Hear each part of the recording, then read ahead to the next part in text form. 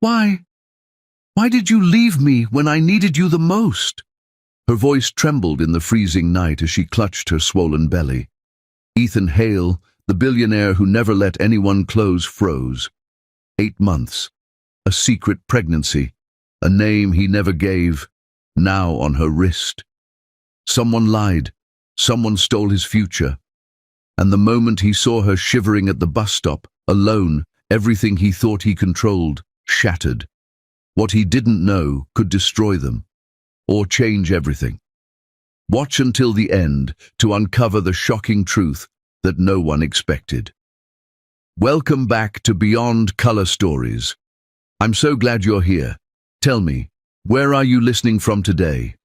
Make sure you stay with me until the very end, because this story is full of shocking twists, suspense, and emotions you won't want to miss. Don't forget to hit that subscribe button and turn on notifications so you never miss a story. All right, let's dive in. Ethan Hale had driven these streets 1,000 times, always with the same surgical precision, same speed, same posture, same steady rhythm of a man who built empires by controlling everything down to the smallest breath. But tonight the icy wind slashing across the city seemed to crawl under his skin in a way he couldn't explain, as if warning him that something ahead waited with claws ready to tear through the armor he'd spent years building, and that instinct made him slow the car just enough for the headlights to catch a figure at the empty midnight bus stop. At first, he dismissed it. He didn't make a habit of stopping for strangers, not at this hour, not in this part of town. But then the light passed over the trembling outline, soaking wet from the freezing rain, arms wrapped around herself like she was fighting death itself, and the shape of her face jolted him so violently he almost pressed the horn instead of the brakes. It was her, Lena, the woman he had cut out of his life with clean efficiency 8 months ago, the one mistake he thought he had erased, the one memory he believed he had buried so deep nothing could resurrect it. But there she was, trembling, soaked, breath fogging in the cold, looking like the city had spit her out and left her to break in silence. His fingers clenched the steering wheel so hard the leather creaked. He couldn't move at first. His mind rejected what his eyes confirmed, until another detail punched him harder than her presence itself. Her hand was pressed against the side of her swollen stomach, pregnant, very pregnant. His heartbeat slipped, then hammered in his ears with a force that felt almost painful. She looked like she was 8 months along. 8 months. Rory Hale, the titan of control, felt control rip away in a single breath. He shoved open the car door, the cold biting at him instantly, but the shock inside him burned hotter than the winter night. "Lena," he said, voice lower than he intended, rougher than he expected, like it scraped up from a place he hadn't touched in years. Her head jerked slightly, but she didn't turn fully, just enough for him to see the terror in her eyes. Terror specifically directed at him. That alone made something unpleasant twist deep in his chest. She whispered it like a cracked plea. "Please, don't come closer." Her voice was brittle, trembling, like speaking alone hurt her. He froze mid-step, the command slicing through him sharper than any business rival ever had. She looked like she was bracing for something, expecting him to be a threat rather than a lifeline, and the implications stung him with a confusion he didn't want to analyze. He scanned her from head to toe, shivering violently, hair plastered to her face, clothes clinging to her skin from the rain, shoes muddy like she had been walking helplessly for miles, and that stomach, so round it forced him to swallow hard because his brain kept calculating timelines he didn't want to calculate. He tried to speak again, but his voice caught, and he hated that. Nothing ever rattled him. Nothing except the woman looking at him like he was the last person she wanted to see on earth. He took another step despite her warning, because logic crashed into him. She was freezing, shaking, clearly on the brink of collapse. "What happened to you?" he asked, tone firmer now, instinctively slipping back into command, but she shrank away like his voice physically pushed her backward. He almost bit his tongue in frustration. She wasn't supposed to react to him like this. She wasn't supposed to be here at all. "I said don't come closer," she whispered again. But this time her voice cracked mid-sentence, and her hand instinctively shielded her stomach as if protecting the child from him. Another twist in his chest, another question he didn't want to voice. The rain intensified, cold needles stabbing both of them, but she didn't move. She looked like she didn't have the strength to. He opened his mouth to demand answers, demand anything, when something faint caught his attention, a tiny glint on her wrist. At first, it looked like a bracelet, but when she tried to hide her hand inside her sleeve, the movement was too awkward, too urgent. He stepped closer this time, ignoring her weak protest, because something about that small band triggered every instinct in him. "What's on your wrist?" She flinched. He reached out and grabbed her hand before she could pull away. Her skin was ice cold, her pulse was frantic. But none of that mattered compared to the sight that hit him when he turned her wrist slightly. A hospital band, fresh, still tight, and printed in bold black letters was a name that made his throat lock. Lena Hale. Hale, his surname. His vision flickered with shock so sharp it bordered on rage, not at her, but at the impossibility of it. She had never been Mrs. Hale. He had never married her. He had never permitted her to use his name. So how was she wearing it? "Why the hell are you wearing my name?" he demanded, cold fury punching through his confusion. She tried pulling her wrist back, weakly, but he didn't let go. Not this time. Her voice faded, barely audible over the rain. "I didn't choose it." That answer made no sense. It felt like gasoline thrown on an already burning fuse. He stepped closer, searching her expression for any sign she was lying, manipulating, running some pathetic attempt to guilt him. Yet her eyes looked too broken, too tired, too defeated for deceit. But before he could press, before he could even ask the next question forming on his tongue, her knees buckled. For a second he thought she slipped, but then her head fell forward, body collapsing toward him, and instinct overrode every other emotion. He caught her before she hit the ground. Her breath was shallow, too shallow. Her skin was frighteningly cold. She wasn't just shivering, she was barely conscious. A pulse of panic, raw, primal, shot through him, something he had never felt even in billion-dollar crises. He wrapped his coat around her trembling body, his jaw clenched, his mind racing with brutal clarity. She needed help, immediately. But even as he lifted her into his arms, something else stung him. Her belly pressed against him, heavy, real, undeniable, and the timeline kept calculating itself in his head, whether he wanted it or not. He placed her gently in the passenger seat, buckled her in, brushing wet strands of hair from her face with a softness he didn't intend. His hands paused.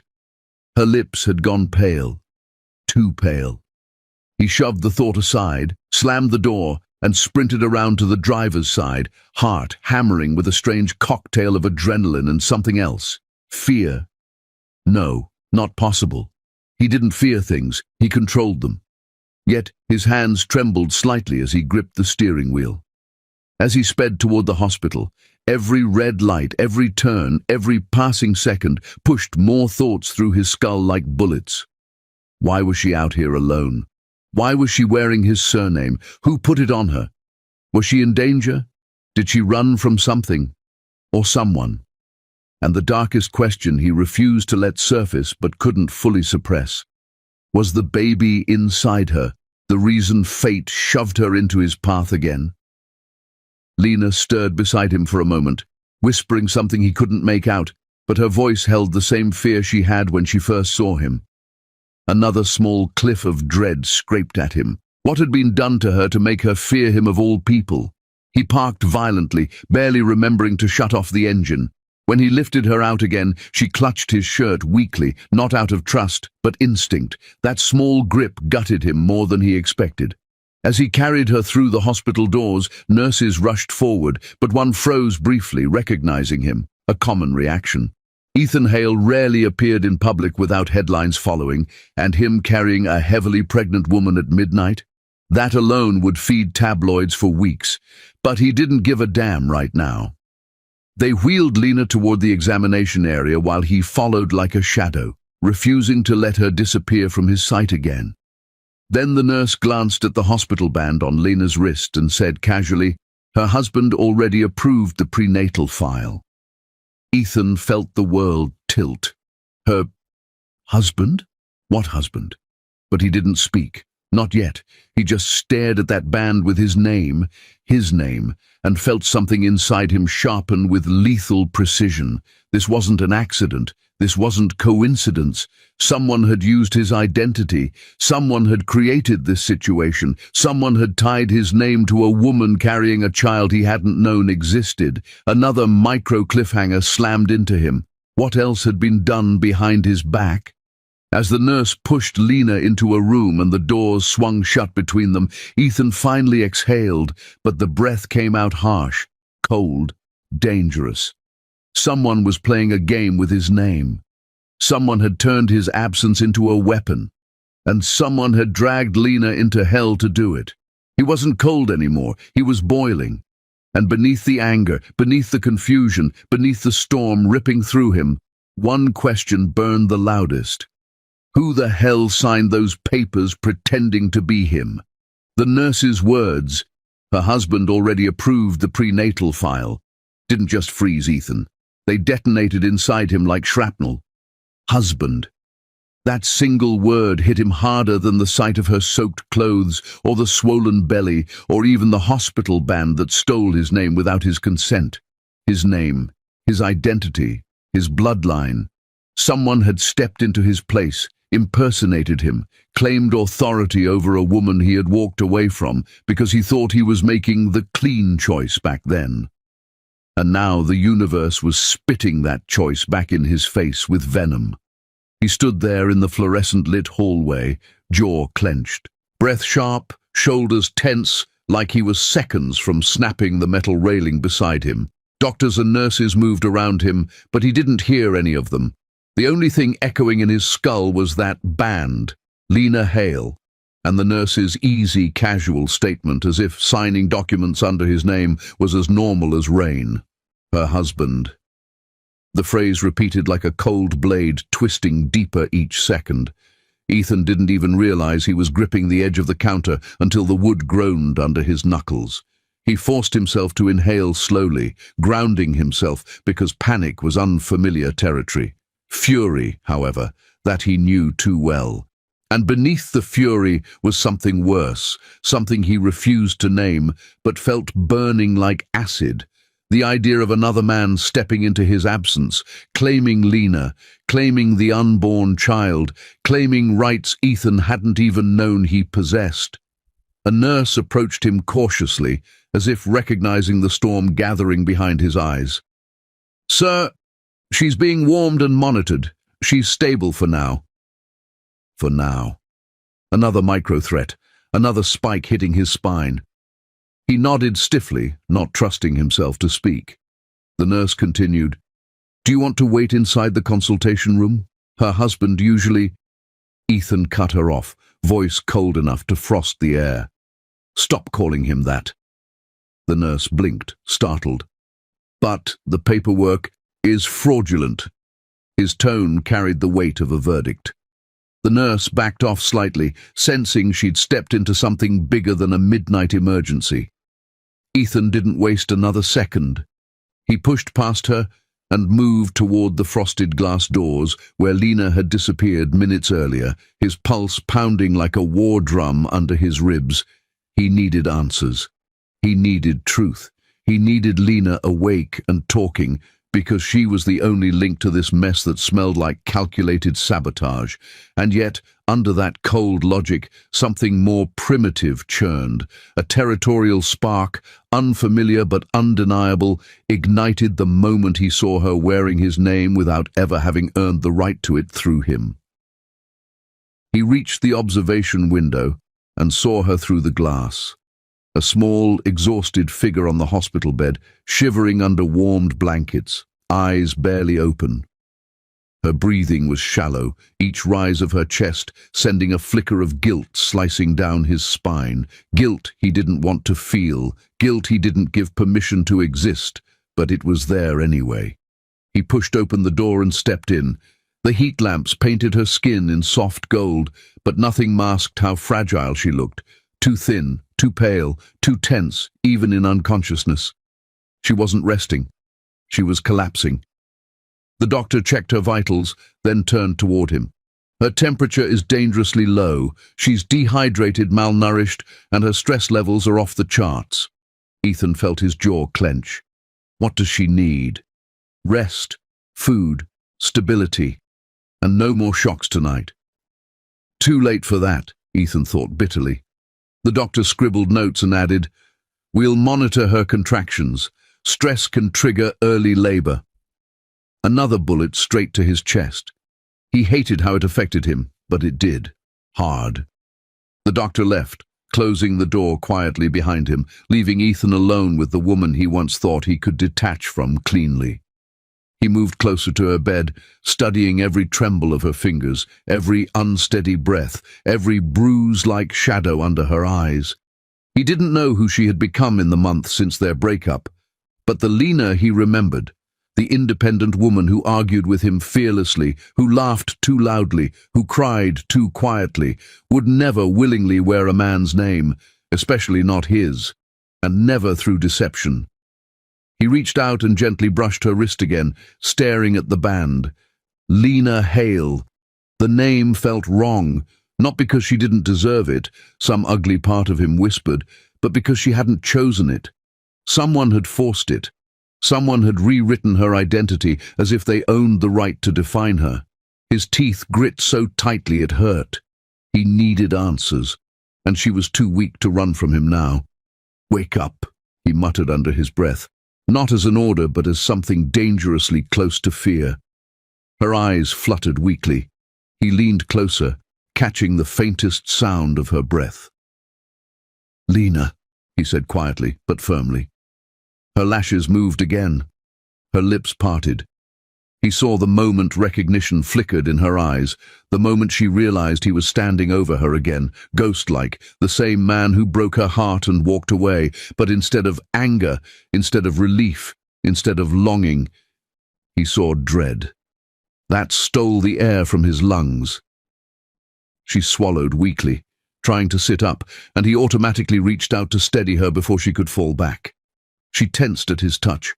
He hated that even more than the fake husband claim. He forced his voice calm, but his insides were anything but. "You need to tell me who signed those papers." Her eyes drifted to the wristband with a hollow look. "I told you, I didn't choose it." "Someone did," he snapped, unable to soften the edge. "Someone put my name on you. Someone played a game with both of us." "Who?" She shook her head slowly, as if every movement hurt. "I don't know." He didn't believe that. Not yet.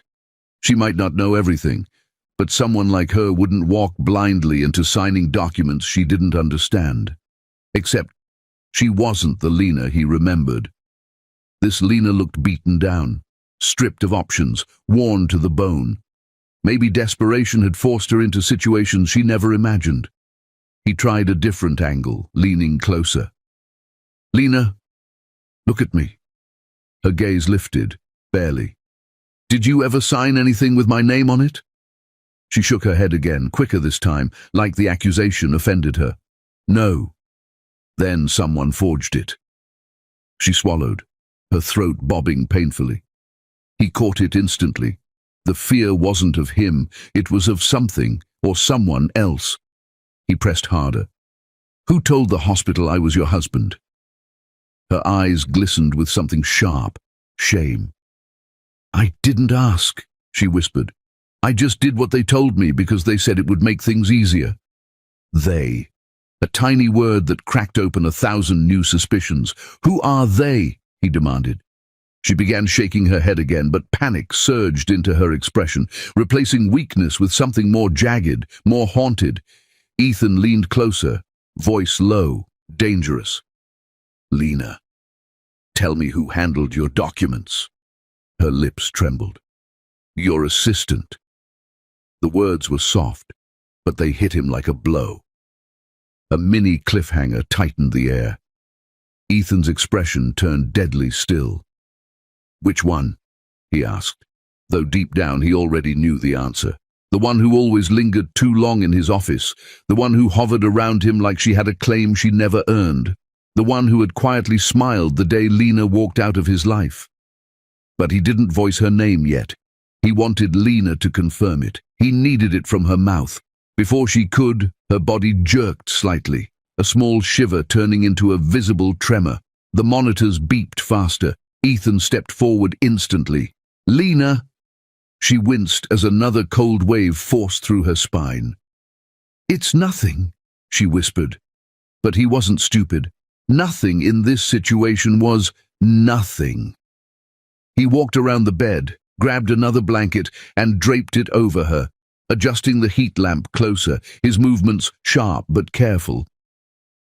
She watched him silently, confusion flickering behind her fatigue, as if she didn't recognize this version of him, as if he was the one behaving strangely. And maybe he was. Because he wasn't just angry. He wasn't just suspicious.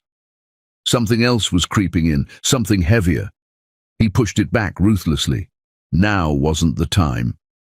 "You said someone told you to use my name," he said, forcing his focus locked. "Who gave you that band?" She hesitated. Too long. He leaned in. "Lena." Another tremble went through her body. She grimaced, curling slightly around her stomach. Instantly, every alarm in his brain went off. "Are you in pain?" "Just cold," she breathed. But the lie was obvious. His hands curled at his sides. He didn't have the luxury of panicking. He needed control, answers, truth. "We're not done," he said quietly, firmly. "Who signed the files?" Her eyes slid closed, her throat working like she was swallowing something bitter. "I don't know their name," she whispered. "I just remember a voice on the phone telling the nurse, 'Mr. Hale approved everything.'" A phone call, not in person. Someone had used his identity from a distance because they knew Ethan would never show up to verify. Another cliffhanger slammed into his chest. Who had the guts and access to pretend to be him? Ethan didn't realize he was pacing until he stopped at the corner of the room, chest heaving with anger he couldn't contain. Someone inside his own world had manipulated this entire situation. Someone with access to his private files, his schedule, his absence. Someone who wanted Lena out of his life permanently. He turned back toward her slowly, like a man assembling a puzzle whose pieces were all cut from betrayal. "Lena," he said, voice low, "did someone from my company contact you after we broke up?" Her breath caught. Her eyes flicked away. There. Another micro cliffhanger tightening the air. She was hiding something, not out of deceit, out of fear. "Lena," he repeated, stepping closer. "What did they say to you?" She stared at the blankets, jaw trembling. "Not tonight, Ethan," she whispered. "Please." He didn't like the plea. He didn't like the shake in her voice. He didn't like how exhausted she was, how fragile she looked, how close she seemed to crumbling under truths she'd been carrying alone. But he also didn't like the truth she was avoiding. Still, he forced himself to stop pressing for the moment, because pushing harder while she was barely conscious was a waste. He needed her awake, fed, stable, breathing normally. He needed her strong enough to spill everything. He exhaled slowly, fighting the urge to interrogate her until dawn. "Fine. We'll talk after the doctors clear you." Her eyes closed, relief flickering across her weak expression. Not relief at his presence, relief that he stopped asking. He stepped away from the bed, trying to calm the storm roaring through him. But calm was impossible now, because the truth was becoming clearer with every fragmented detail. Lena whispered, "This wasn't an accident. This was sabotage, and whoever orchestrated it had effectively played God with both their lives. Ethan glanced at the wristband again, the bold letters burning into his mind like a brand. Lena Hale. Someone used his name. Someone used his authority. Someone tried to rewrite Lena's life through him without his consent. And the final cliffhanger of the chapter settled into his bones, with the weight of vengeance sharpening inside him. Who the hell dared to sign those papers pretending to be him, and what else had they done behind his back? Ethan stood at the foot of her bed, every muscle pulled tight, every instinct coiled after the hellish revelations of the night. He had learned enough to be angry, but not enough to understand the entire betrayal, and that half-knowledge burned through him like gasoline waiting for a spark. Lena lay against the raised hospital mattress, weak but conscious now, her hair messy and damp from the earlier storm, her lips pale from exhaustion, her eyes avoiding his with the kind of deliberate effort that only comes from old wounds reopening all at once. The moment her gaze drifted toward him, she flinched, not from fear of him, but from fear of everything tied to him, everything that had ruined her quiet world after their breakup. That reaction alone sliced him open more deeply than he expected. She didn't look angry. She looked defeated. And that wasn't the Lena he remembered. She had once challenged him, contradicted him, laughed at him, softened him, confused him. Now she looked like someone who had been fighting far too long without backup. "Lena," he said, voice low, steady, dangerously close to cracking. "We're not leaving things half-spoken anymore. Start from the beginning. All of it." She closed her eyes for a long moment, as if gathering the strength to resurrect memories she'd buried for survival rather than closure. When she finally opened them, there was resignation there. Resignation that tonight, truth wasn't optional anymore. "You want the beginning," she whispered. "Fine." Mini cliffhanger. Her voice trembled, not from weakness but from something brittle inside her breaking free. "It started the week after we ended," she said, refusing to meet his gaze. "I found out I was pregnant. I panicked. I didn't know what to do. I didn't know who to tell. I didn't know what you'd say, but I decided you deserved to know, even if we weren't together anymore." He felt his jaw tense. "And you tried to reach me." She nodded. "I called your company, your office, your number, everything. I left messages, I sent emails, I tried for days." Her breathing grew heavier, as if each memory weighed down her chest. "Finally, your assistant called back." Another mini cliffhanger. Ethan's eyes narrowed instantly. "She told me," Lena swallowed, clutching the sheets, "that you didn't want anything from me or the baby." His pulse dropped into a cold, controlled silence. "What exactly did she say?" His voice was ice. Lena's breath shook. "She said you told her. Block every call. Block every message. I don't want her, and I don't want her child." Ethan's heart didn't break. It detonated. He inhaled through his teeth, forcing control over the explosion inside him. "I never said that," he growled. "Not once. Not even for a second." She let out a hollow laugh, the kind that wasn't amusement, but surrender. "You think I didn't want to believe that? You think I didn't hope you'd call? You think I didn't pray every day that the man I knew wasn't the monster I was told you'd become?" Her voice cracked. "But silence is an answer too, Ethan." He stepped closer, anger radiating from him in waves, not at her but at the invisible hands that had puppeteered their lives. "You should have come to me." "I tried," she snapped, a flash of the old Lena breaking through. "But every time I got near your building, security turned me away. They had my name flagged. They said you left instructions. I was humiliated in front of strangers. I was pregnant and alone. I had no one." Another tremble hit her voice. "And every attempt I made to contact you ended with that same assistant intercepting it, mocking me, telling me to stop trying to tie myself to you." A mini cliffhanger. Ethan's eyes darkened, lethal. "What else did she do?" he asked. Lena hesitated, then looked away. "She said using your surname would avoid complications with medical care and insurance, that it would make the pregnancy department handle my case quicker since I didn't have support. She made it sound practical, like she was doing me a favor. Her fingers tightened. I was scared. I didn't know how to handle prenatal appointments alone, so I followed what she said. I didn't realize she had given permission under your name. I didn't realize she used your identity. Ethan leaned in, voice sharp. Why the hell didn't you question why she cared? Lena glared weakly. Because at that time I thought she was your voice, and if she spoke that confidently, I believed she was speaking for you. Ethan closed his eyes briefly, fury vibrating through him. That assistant, he'd trusted her with scheduling, with managing his calendar, with screening calls. He never imagined she'd weaponize that trust against Lena. And you never tried again after that, he pushed, though he already saw the answer forming on her face. She let out a slow, painful exhale. Every attempt was blocked. Every message went unanswered. Every time I tried to walk into your building, they made me feel like trash. Another tear slipped out. She wiped it with a trembling hand. I had no idea if you hated me or if you just didn't care, but the silence felt like an answer, so I stopped trying. Ethan clenched his jaw until it hurt.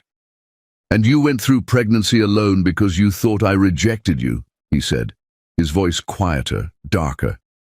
She didn't answer at first. Then she nodded. That single nod cracked something deep inside him, something hardened by childhood trauma, something shaped by loss, something he always buried under money and control. The idea that she had carried his child alone, scared, abandoned, lied to, was a blade twisting through his ribs. And you didn't ask anyone for help? He demanded, breath tight. Not friends? Not family? Her laugh was small and bitter. You know I don't have family, and after everything, going to your world felt pointless. I didn't want to beg. Her eyes met his for the first time fully. And you made it very easy to believe you were done with me. Another mini cliffhanger? Ethan's expression flickered between guilt, rage, and something raw that he wasn't ready to name. I didn't walk away because I didn't want you, he said quietly. I walked away because I thought giving you freedom was the cleanest cut. I didn't want to drag you into my chaos. She stared at him, disbelief etched into every fragile feature. Well, congratulations. Your clean cut nearly destroyed me. He inhaled sharply, feeling the weight of every consequence he never anticipated. So, she continued, bitterness bleeding in, when your assistant told me you wanted nothing to do with the child, I believed her. Why wouldn't I? You left without asking why, without saying anything, without looking back. He didn't defend himself. He couldn't. The truth was, she wasn't wrong. But the worst part, she whispered, voice softening into something wounded. She said, if I used your surname for the medical files, I'd get faster help. And after being turned away from clinics for not having insurance, after fainting from dehydration one morning, after losing my job because of too many sick days, her voice cracked again. I did what I had to do. I agreed. Ethan's hands curled into fists. That's why you were wearing my name, he said slowly. Yes, she whispered. Not because I wanted it, because I had no choice. Mini cliffhanger, Ethan's expression shifted, darker, more dangerous. And you never questioned why she cared so much about keeping us apart, he asked. Lena looked down. I thought she was just being loyal to you. I didn't know she... Her voice trailed off. That she what? Ethan pressed. That she hated me, Lena whispered. Every time I called, her voice had this satisfaction, like she wanted me gone, like she enjoyed telling me you didn't care. Ethan felt something in his chest rupture at the image of Lena, pregnant and alone, begging for help, while someone at his side slammed every door shut. She made sure you never reached me, he said, voice low. She made sure I thought you were done with us. And she made sure I thought you were done with me. Lena gave a small, broken sigh. She got exactly what she wanted. Ethan stepped closer to her bed, his shadow falling over her. She stiffened, not out of fear, but out of the reflex of someone who doesn't know what truths will cost next.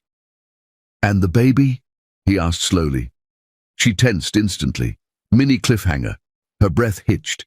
He held her gaze, unblinking, voice dropping to a raw, unforgiving whisper. "Lena, is this baby even mine?"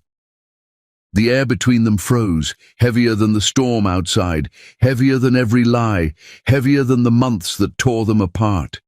And she inhaled like the question had stabbed straight through her.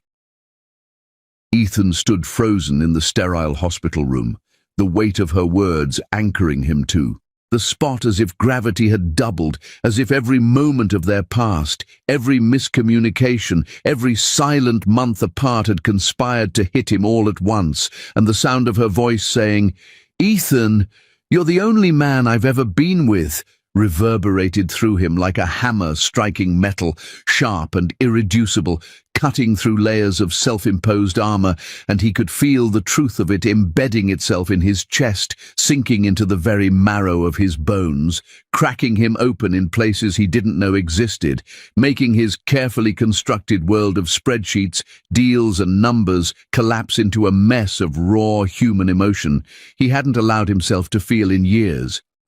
He saw the exhaustion in her eyes, the faint trembling of her hands clutching the thin hospital blanket, the way her body sagged against the sheets as if the world had finally stopped holding her upright, and he realized that in her tired, weary gaze there was no pretense, no manipulation, no lingering resentment beyond survival and hurt, and that realization alone ignited something dangerous in him, something beyond guilt, beyond regret. Something that demanded action, demanded acknowledgement, demanded reparation. And yet, even as he took a step closer, his mind racing, his chest tightening, he noticed the faint curve of her lips, the bitter, humorless laugh she let slip when she said, "You're 8 months late." And it struck him with the force of an unexpected blow, the cruel irony slicing through the tension in his veins, turning the heat of rage into molten obsession, making his jaw clench with a strength born of desperation, his fingers curling into fists that threatened to crush the delicate porcelain of the moment. And he realized that this wasn't guilt anymore, not in the conventional sense. It was an obsession that had planted itself firmly in the spaces between his thoughts, infecting every rational calculation with the singular focus that she had suffered alone, that someone had stolen months of their lives, that he had been denied the chance to protect her, to stand by her, to be what he was meant to be.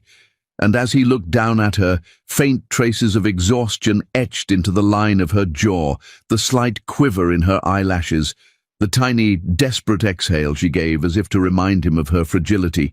He knew he couldn't allow another second of distance between them. Not tonight, not ever. And he leaned closer, forcing her gaze to meet his, holding her eyes with an intensity that made the air between them thicken. And he whispered, voice rough, "I will find who did this, Lena.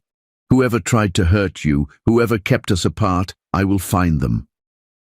And she let out a shaky breath, her fingers tightening briefly on the blanket, and he could see in her eyes both relief and lingering skepticism, the kind only someone who has been deceived repeatedly could carry, and that contradiction, that duality of hope and fear, made him ache with an urgency that was physical, visceral, impossible to ignore, a storm inside him that demanded movement, resolution, justice. He paced a single step, then another, not leaving her side but circling mentally, reviewing every memory, every encounter, every moment the assistant had interacted with them. Every day she had claimed to be a loyal conduit for his wishes, and he could almost see the assistant's smirk, the calculated satisfaction in each lie, each intercepted message, each cold denial, and Ethan's knuckles whitened as he gritted his teeth, the fury bubbling under his skin like molten iron threatening to explode.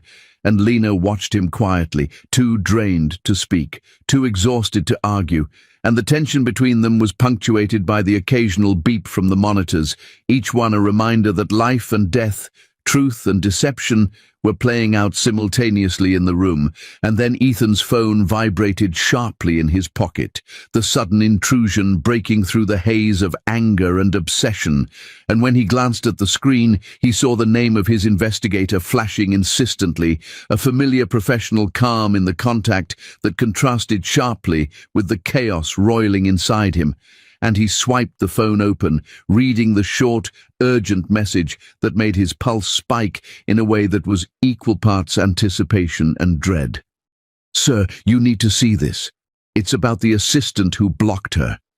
And the weight of those words hit him like a freight train, the realization dawning that this was bigger than he thought, that the betrayal had layers he hadn't fully imagined, that the months of silence, of manipulation, of stolen contact were not random but orchestrated, and the depth of the treachery made his stomach churn with a cold, precise fury. He looked back at Lena, whose gaze had sharpened ever so slightly, curiosity and fear mixing in a way that mirrored his own, and he saw in her subtle tremor, in the slight furrow of her brow, the unspoken questions, the need for answers, the silent plea for justice, and it made his obsession crystallize further, a single dangerous clarity. The assistant had crossed a line, and she would pay. But before that, he had to secure Lena, ensure she was safe, ensure their child was protected, and in that instant he realized that he would not leave her, not for a second, not for a heartbeat, that he would fight through every obstacle, every betrayal, every lie, every hour lost, and he would reclaim the time stolen from them. And as he stood there holding the phone tight in one hand, the other hovering near her for instinctive reassurance, he saw the faintest quiver of a smile break through Lena's exhaustion. A subtle acknowledgement that he was here, that he hadn't abandoned her. And in that fragile moment, the room seemed to shrink around them, the world outside irrelevant, as if every second had slowed to let them absorb the weight of their reunion, the gravity of their losses, the potency of their unresolved past.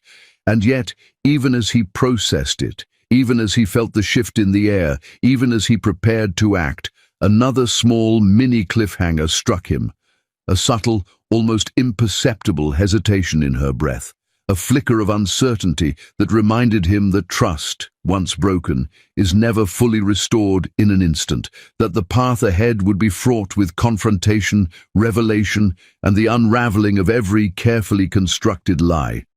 And he leaned closer, whispering again, softer now, but no less intense, "Stay with me, Lena. I won't let anything happen to you. Not now, not ever." And she nodded faintly, her exhaustion giving way to a fragile hope, her eyes glistening, the barest hint of tears threatening to spill. And he felt that twist inside him, the one that made him ache with the need to act, to uncover every secret, to punish every betrayer. And as he looked at the phone again, knowing the investigator had more than just confirmation of wrongdoing, he felt the first seeds of vengeance and protection intertwine, setting the stage for a reckoning that would consume them both, and the cliffhanger lingered like a shadow over the room. He would see exactly what the assistant had done, and the revelations promised to shift everything they thought they knew about the past 8 months. 5. Ethan stormed into his office, the storm of emotions from the hospital still thrumming through him like electricity in his veins, his suit slightly damp from the rain outside, the city lights bleeding through the tall glass windows and casting long shadows across the polished marble floor. His fists clenched so tightly that his nails bit into his palms, and yet nothing could prepare him for the weight of the folder his investigator slid across the gleaming desk, the crisp sound of paper cutting through the heavy silence of the office, and the moment his eyes landed on the contents, a cold fury unlike anything he had felt before coiled in his chest, tightening around his ribs like steel bands. The assistant, his trusted assistant, the woman he had relied on to manage every detail of his life, every call, every schedule, every interaction, had been secretly in love with him for years.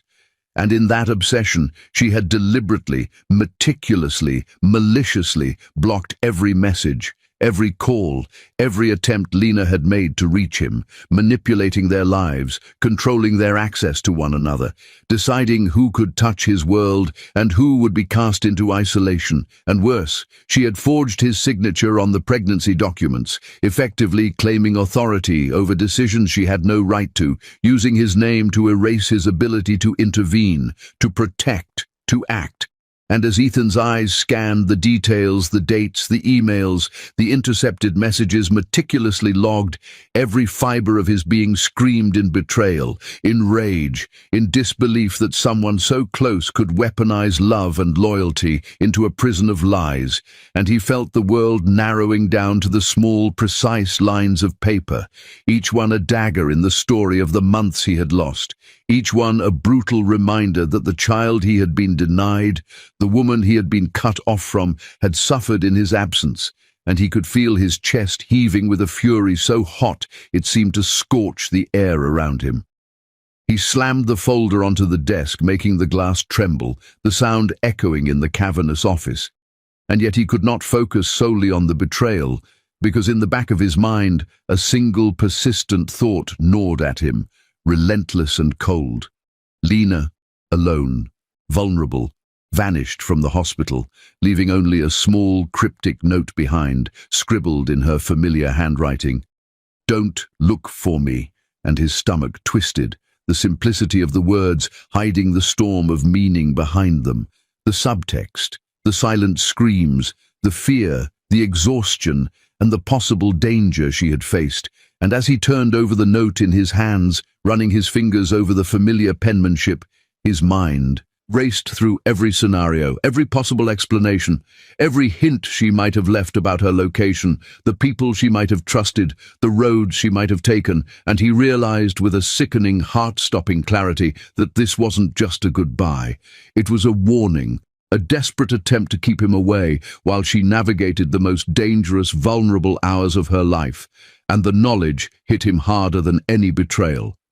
Lena had written that note while in early labor, carrying their child into the world under duress, under fear, under isolation, and every moment of her suffering, every contraction, every anxious heartbeat, every tear shed alone now seared into his mind, igniting a rage so pure it became almost blinding, almost uncontrollable, and he could feel his hands trembling, the familiar control he prided himself on slipping, because this was no longer about business, no longer about measured vengeance. It was about raw, personal justice, about reclaiming the life and the woman that had been stolen from him, about confronting the assistant who had manipulated their fate with the arrogance of unrequited obsession. And yet, even as he prepared for confrontation, even as he traced every angle of strategy in his mind, he felt a flicker of worry for Lena, a fragile human concern piercing through the cold fury, imagining her alone, exhausted, terrified. And that concern twisted into obsession, making his need to find her immediate, urgent, physical, and all-consuming drive that left no space for hesitation, no room for error. And as he paced the office, the cityscape behind him a blur of nightlights and rain-slick streets, his mind raced over every possible shelter, every friend she might have called upon, every safe place she could have imagined, and with every passing second, the cliffhanger loomed larger, the invisible clock of her labor ticking, every second making the stakes higher, the urgency more palpable and the fury more lethal. And he realized that when he found her, he would not simply demand answers, he would demand accountability, protection, vengeance, and reunion, all in one, because the world had dared to cheat him of the right to be there for the woman and child he loved, and he would not allow that theft to go unpunished.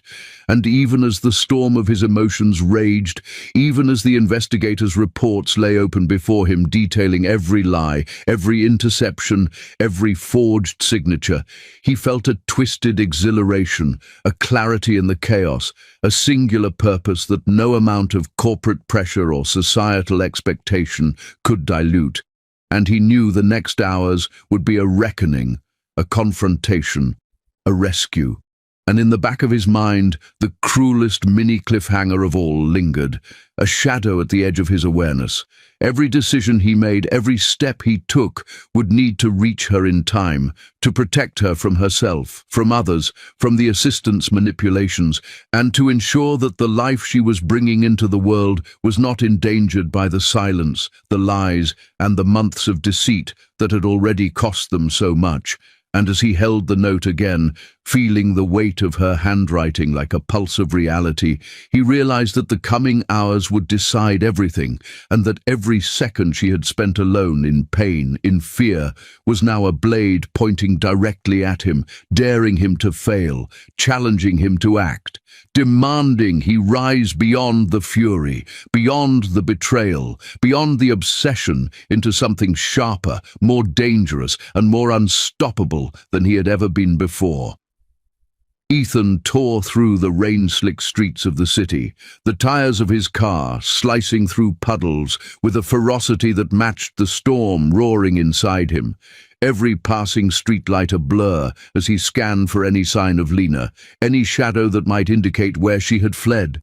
The memory of her note, "Don't look for me," burning in his mind like acid, and every second that ticked by increased the urgency in his chest, the gnawing awareness that she was not just alone, not just frightened, but in labor, bringing into the world the child he had been denied for 8 months. And that thought alone made his hands tighten on the steering wheel, veins bulging, knuckles white, as he calculated every possible safe haven, every abandoned building, every shelter where she might have sought refuge. And the rain plastered his hair to his forehead, ran down the collar of his shirt, stung his eyes, but he barely noticed, because nothing existed except the desperate need to find her before it was too late, before the cruel hands of fate inflicted any further harm, before the life she carried was endangered. And as he turned another corner, his mind raced through every scenario, every possible path she could have taken, every instinct he had ever relied upon in business, in combat, in crisis, now repurposed for a singular mission of protection and redemption. And then, in a narrow alley beneath the flickering orange glow of a failing street lamp, he saw her, the familiar silhouette huddled against the far wall of an abandoned community center, drenched, shaking, hair plastered to her face, body curled protectively over her swollen belly. And for a moment he could not breathe, his chest tightening, heart hammering like a war drum, because she looked so small, so fragile, so impossibly alone, and yet unmistakably, painfully, undeniably his, the weight of the months lost crashing over him in a wave of guilt and rage. And he slammed the brakes, the tires screeching against the wet asphalt, adrenaline igniting his senses to a hyper-focused edge, and he threw open the car door, ignoring the rain that drenched him instantly, the cold that cut to the bone, the wind that whipped against his skin, because nothing mattered but reaching her now. And as he ran, he called her name, voice hoarse, loud, shaking with desperation, each syllable a plea, a command, a prayer, and she lifted her head, eyes wide, mouth trembling, the sight of him both terrifying and comforting, and he saw the tears streaking her rain-soaked cheeks, the sweat from labor mixing with the storm, the sharp, sudden shudder that traveled through her body as a contraction seized her, and something inside him snapped, the final restraint of measured control cracking like glass under pressure, and he fell to his knees beside her, cupping her face, pressing his hands to her shoulders, desperate to anchor her, to make her understand that he was here, that he would not leave her, that he would not allow the world to steal another second from them. And she looked up at him through wet, exhausted eyes, whispered hoarsely, "Why now, Ethan?"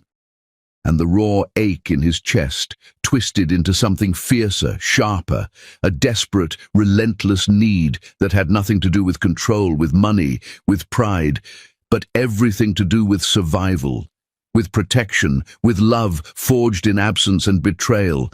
And he leaned closer, voice cracking yet unwavering, "Because losing you once ruined me, losing you twice will destroy me." And she exhaled shakily, a mixture of relief and disbelief, gripping his arm as another contraction hit. and he felt her body tense, felt the panic rising in her, felt the helplessness of the situation pressed down like lead. And he pulled her into a protective embrace, shielding her from the rain, from the cold, from the invisible threats that haunted his mind, from the months of lies and interference that had kept them apart. And yet even as he held her, the reality of her labor forced itself into the room, inescapable, relentless. And he realized with sudden horrifying clarity that this was not going to be simple, that she was not going to deliver easily, that the child she carried might be in danger if he did not act with precision, urgency, and unwavering focus. And his hands trembled slightly as he guided her toward the community center, into a dry corner, into what little shelter the abandoned building could offer, his mind racing, calculating every movement, every possible complication. And she cried softly, a whimper between contractions, each one more intense than the last, and he felt a clawing panic rise, imagining the worst-case scenario, envisioning every medical emergency, every outcome where he had failed, and he shook his head, forcing himself to focus, to calm the chaos in his chest, to become a conduit for strength, for protection, for action. And he knelt beside her, holding her hands, rubbing her back, murmuring every word he could think of to soothe her, to anchor her, to make her believe that the world had not abandoned her, that he had not abandoned her, that she could trust him with her life, with the life of their child, with the very essence of their shared destiny. And she looked at him, eyes wide, lips trembling, breath ragged, and whispered again, "Ethan, it hurts." And he nodded, tight-lipped, jaw clenched, feeling each spasm of pain through her, imagining it as a personal attack, a challenge he could not let defeat her. And he pressed closer, hands firm on her hips, shoulders back, anchoring her as best he could in the small space, as lightning streaked across the sky, illuminating the room in brief flashes of white, shadows dancing across the walls, reflecting the chaos outside mirrored in their confined, desperate microcosm. And every thrum of her heartbeat, every gasp, every strained exhale was a reminder that time was merciless, that help was minutes away but maybe not soon enough. And he felt the icy spike of fear twist through him, not just for Lena, but for the child, imagining every complication, every emergency procedure, every worst-case outcome. And then another contraction hit, more violent than before, and she screamed sharply, the sound cutting through the storm outside, through the pounding rain, through the tension in his chest, and he felt it like a physical blow, adrenaline spiking, vision sharpening, body coiling with urgency. And he realized, gut twisting, that something was wrong, that this was not a normal delivery, that time, skill, and intervention would all be critical in the coming moments, and that scream, the raw, primal cry, was the first sign of the danger to come, the cliffhanger that sliced through the night, that suspended everything in suspense, leaving nothing between them and disaster but Ethan's determination, his instincts, and the fragile thread of hope that he could still bring them through alive, intact, together. And as he clutched her trembling hands, whispering urgent encouragements, willing her to breathe, to fight, to trust him, every fiber of his being screamed at him to move faster, think sharper, act harder. Because if he failed, if the world, if the assistance lies, if the cruel twist of fate had one more turn left, it could claim them both before the hospital doors could offer salvation.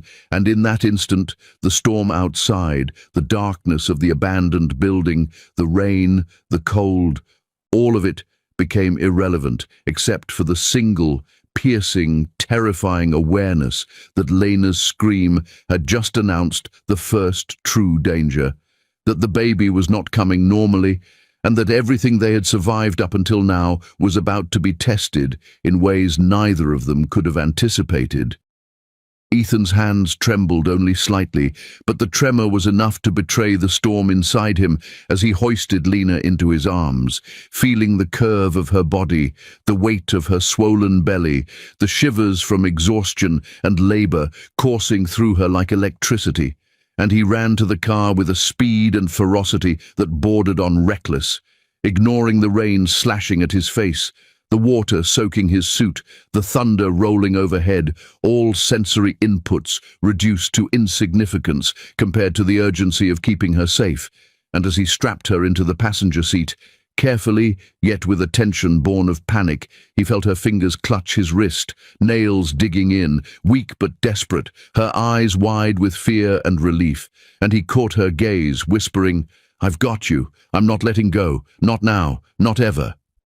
And the words barely left his mouth before he slammed the car into gear, tires screeching on wet asphalt, and the city outside became a blur of neon lights reflected in puddles, rain streaking down the windshield in jagged rivulets, windshield wipers barely keeping pace as Ethan drove like a man possessed, heart hammering, chest tight, mind racing through every emergency scenario, every possible complication, every shortcut to the hospital, calculating each turn, each stoplight, each possible obstacle, and the thought that she might lose control, might lose the baby, might lose her life, shredded through him, made him grit his teeth until his jaw ached, the adrenaline blinding, the fear coiling into pure, single-minded determination.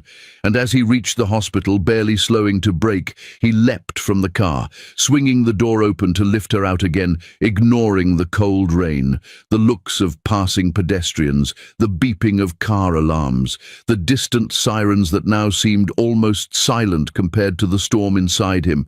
And he ran, arms tight around her, to the emergency entrance where nurses and doctors, alerted by the chaos and the call he had made in a frantic flurry during the drive, met them immediately, taking Lena into their arms with practiced efficiency. And he followed, frantic, pacing behind them, answering every question, repeating her name, her condition, her complaints, as she cried out again, each scream stabbing through him like a blade, the sound of contractions, of pain, of fear, echoing in the sterile hallway, bouncing off the walls. And he realized with a sudden, terrifying clarity that he had never truly understood helplessness until this moment, that all the boardrooms, all the deals, all the power he wielded meant nothing here. And he clenched his fists, teeth gritted, eyes scanning every monitor, every instrument, every indicator as they rushed her into the emergency delivery room, and he followed close behind, breath ragged, pulse hammering, realizing that this was no longer a game, no longer a business decision, no longer a scenario where timing could be negotiated, but life and death, immediate, raw, unforgiving, and he felt the cold touch of the surgical staff as they prepared her. The smell of antiseptic and fear filling the room, the rhythmic beeping of monitors setting a tense tempo that matched the frantic pace of his heart, and he knelt beside her, holding her hand, gripping it so tightly that it seemed to anchor both of them in a reality that was otherwise spinning out of control, murmuring her name, counting her breaths, keeping her grounded as she moaned, each contraction bringing a new wave of panic, a new surge of terror that he could feel pulse through him as though he shared the pain physically. And then the baby emerged, a tiny, fragile life crying weakly, the sound ripping through him in shock and awe, making him realize that he was trembling, shaking in ways he had never allowed himself to feel, that the cold control, the precision, the detachment he had prided himself on, melted instantly into raw human emotion, unfiltered, unrelenting. And as he watched the child, every thought of betrayal, of lies, of sabotage, every hour lost, every tear she had shed alone, every fear she had endured without him, surged in a tidal wave, almost knocking him off balance. And yet before he could process the moment fully, the doctor's face turned grave, eyes hard, voice cutting through the fog of emotion. "The baby is stable, but the mother needs immediate surgery. Sign here." And Ethan, breath-catching, heart-hammering, didn't hesitate, snatching the clipboard, pen in hand, signing as her partner, her protector, her everything, feeling the weight of responsibility settle on his shoulders like armor, and the fear that he could fail twisting in his gut, raw and metallic. And even as the nurses moved Lena away, prepped her for the OR, cleaned her, strapped her to the surgical bed, and hooked her up to monitors, He followed relentlessly, refusing to leave, eyes scanning every screen, every line, every beep, every pulse, every movement, noticing every twitch, every reaction, every subtle flicker of alarm that might indicate complication, and he realized, in a chilling instant, that nothing would matter except keeping her alive, keeping their child safe. And as he watched the anesthesia mask lower over her face, saw the slight panic in her eyes, heard the small frightened whimpers, felt her hand squeeze his one last time, he promised himself silently, fiercely, that he would not fail, that he would protect both of them no matter what. And then, as the surgery began, monitors beeping rhythmically, the team moving with urgent precision, he noticed a sudden, sharp dip in her heart rate, the line on the screen plunging, and the world seemed to freeze for a heartbeat, every sense sharpened to brutal focus, adrenaline spiking, body coiled for action, mind racing through every emergency protocol, and a new wave of terror washed over him, primal and raw, as the cliffhanger of life and death screamed in the sterile air. Lena's heart rate was crashing, dangerously, catastrophically, and every second counted, every breath, every movement, every decision could determine the outcome for the two most important people in his life, leaving Ethan standing on the precipice of helplessness, rage, and obsessive determination, knowing that the next moments would define everything, that the power he wielded in the boardroom meant nothing here, and that he had finally, irrevocably, become human. The monitors beeped steadily, the sterile hum of the hospital room pressing against Ethan like a suffocating reminder of everything that had just passed, and when Lena finally stirred, blinking through the fog of anesthesia and pain, the first thing she saw was him, bent over her, eyes red-rimmed, hair mussed, face lined with exhaustion, and something far deeper, relentless love, panic, and an intensity that made her chest tighten even in her weakened state. And then her gaze shifted downward, and there, cradled in his arms, swaddled in the soft hospital blanket, was their daughter, small and perfect, eyes closed, tiny chest rising and falling with the fragile rhythm of life, and Lena's throat tightened, tears welling before she could stop them, and her fingers twitched toward the blanket as if to touch this miracle. But Ethan's hands were firm around it, protective, unyielding, and when their eyes met, he whispered, voice hoarse, "She's ours. She made it. You made it." Her heart swelled and broke at the same time, shock and relief fighting in her chest, and she tried to speak, to form words, but the raw exhaustion and pain choked them back, so she merely nodded, tiny movements conveying everything she couldn't say.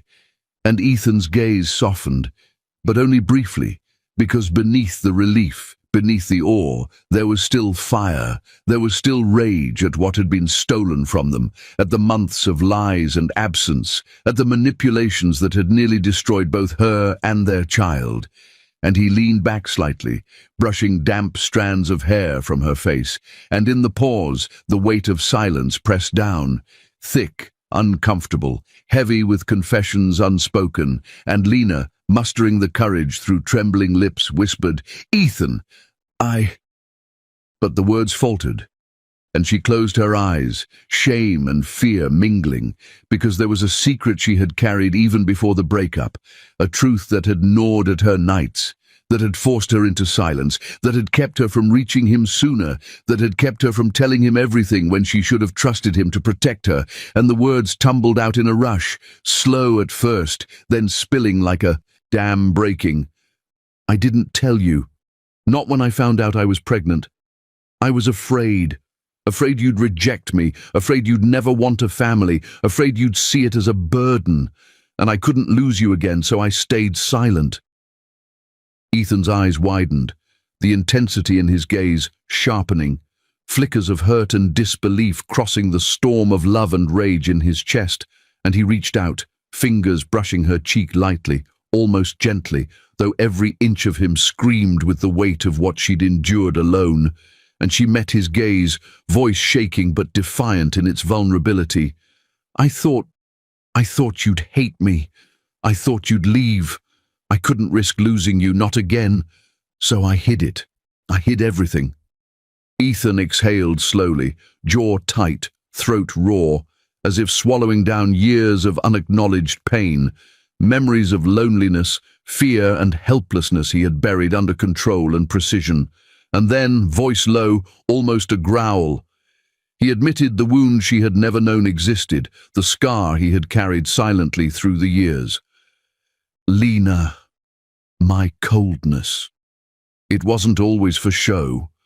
Losing my mother during childbirth. I've carried it with me my whole life, terrified that if I allowed myself to care, to love, to hope, I would repeat the tragedy, that I'd lose someone I loved in the same way, and I buried it, and I buried you along with it, thinking distance and control could protect me, could protect us. But it couldn't.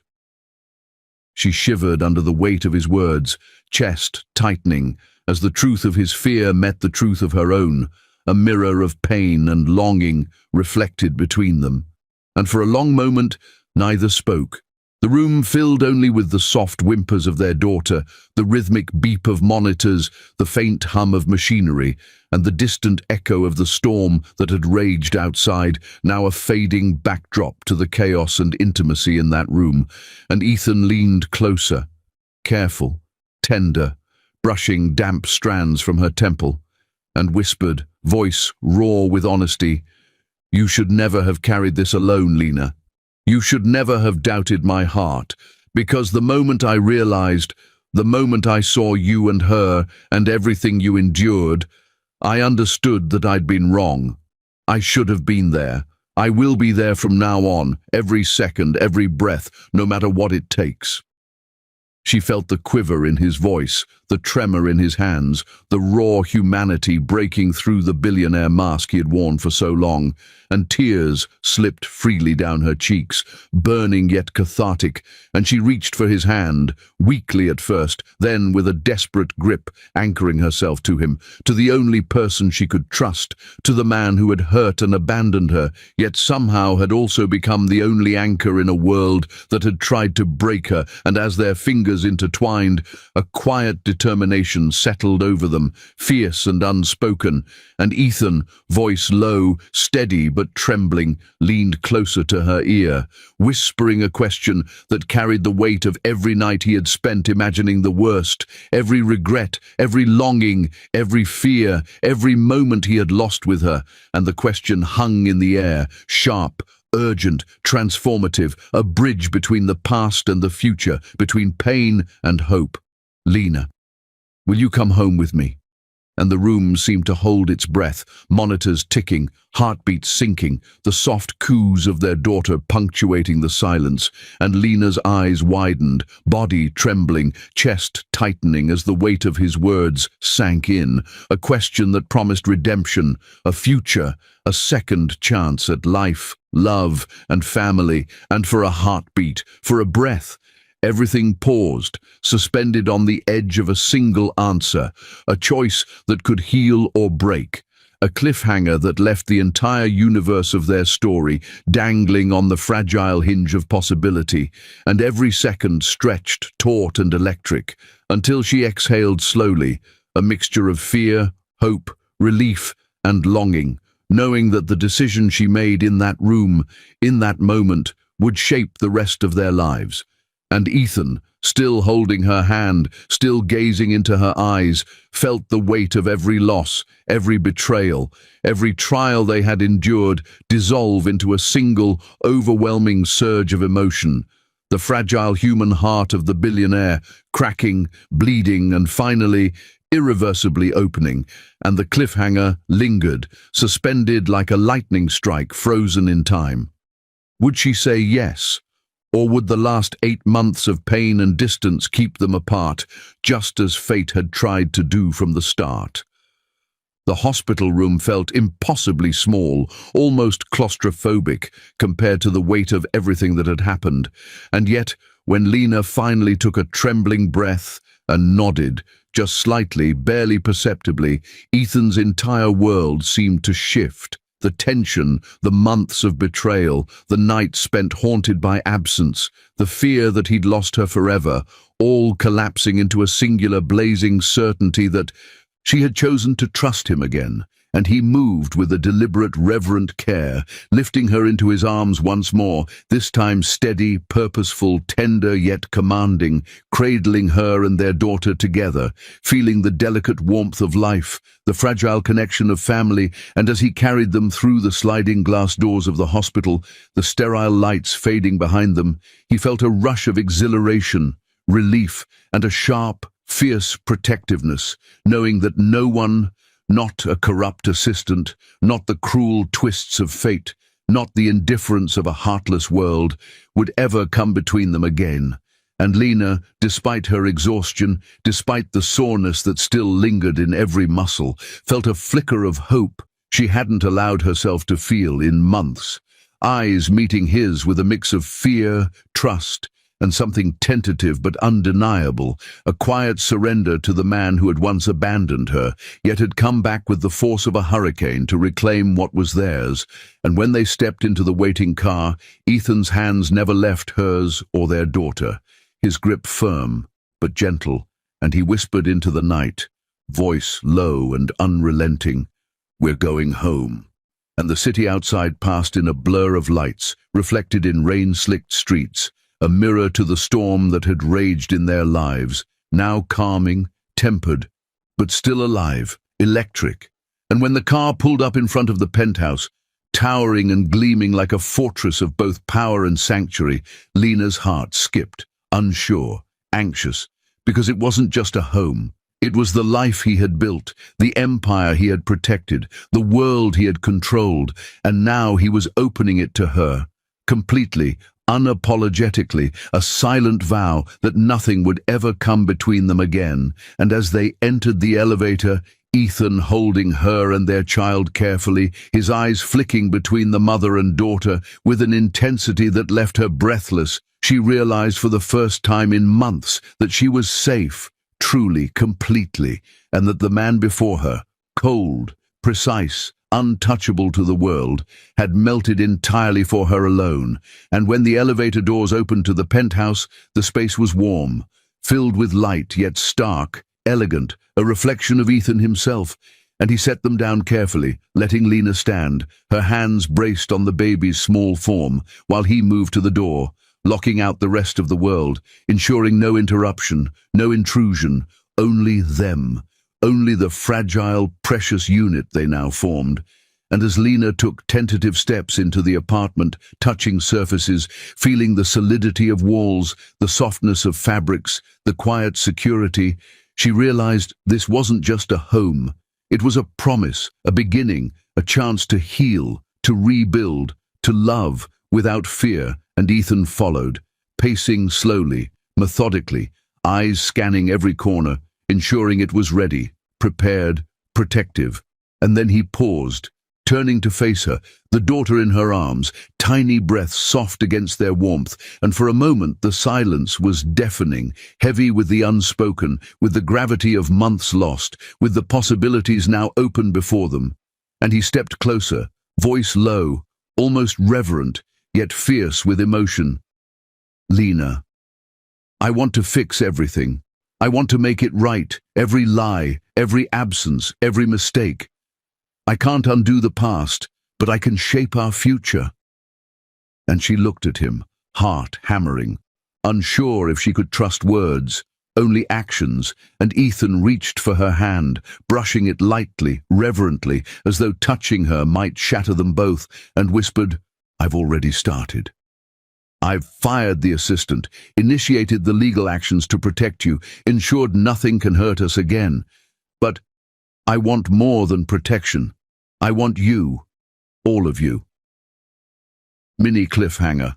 Her breath hitched, unsure, heart racing, because words could not capture the storm in his eyes, the fervor, the obsession, the raw, unfiltered humanity that had come through in every action, every sleepless night, every frantic rush to save them.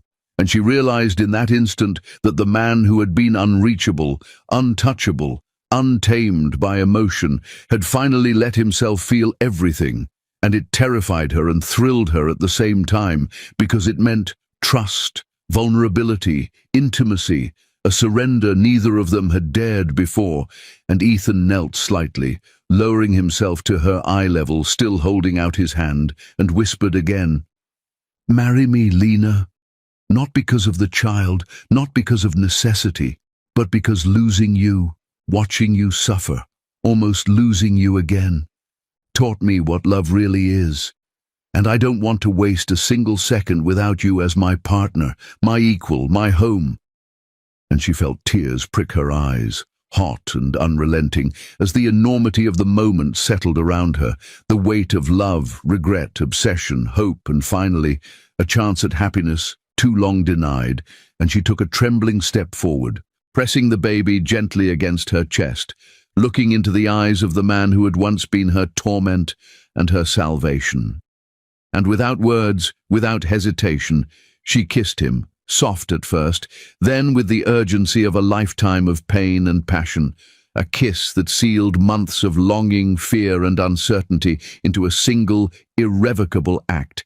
And Ethan held her closer, their daughter between them, tiny hands brushing his chest, and in that penthouse, in that moment, the world fell away, leaving only them, only the fragile, beautiful life they had fought for, and the cold billionaire, known for precision, control, and ruthless calculation, melted entirely, not for business, not for power, not for anything the world could give, but for the woman who had never stopped loving him, who had endured alone at a freezing bus stop, who had trusted him enough to survive and forgive.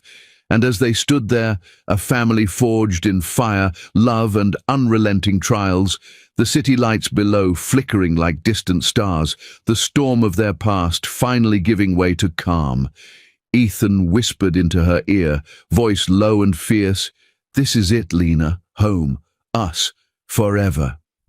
And she smiled through tears, holding both of them close, knowing that every betrayal, every cold night, every moment of fear had led to this perfect, unshakable ending, the final hook of a story that had begun with pain but ended with the only thing that could truly conquer it: love, absolute, complete, unyielding, unstoppable. And that's the shocking story for today. Can you believe what happened? If this left you speechless, make sure to like, comment, and share your thoughts below. I want to hear how you would react in this situation. Don't forget to subscribe to Beyond Color Stories and hit the notification bell so you never miss the next heart-stopping tale. Thank you for watching, and remember, the most unexpected moments often change everything.